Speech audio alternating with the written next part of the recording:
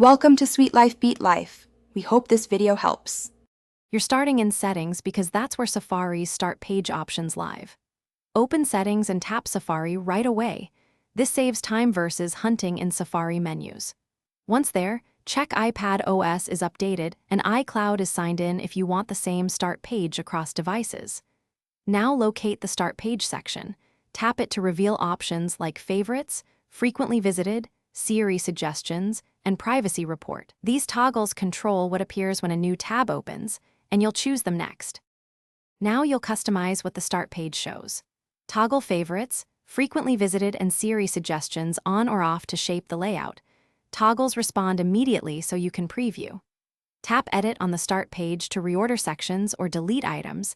This makes important links visible first. If you prefer a specific web page, create a bookmark pointing to that URL or build a shortcut that opens Safari to that page and add it to the home screen. These steps change behavior and appearance deliberately. Finish by opening a new Safari tab to confirm your Start Page is exactly as you configured. If changes don't appear, clear Safari's cache and website data in Settings, then restart the iPad. That often resolves display or sync glitches.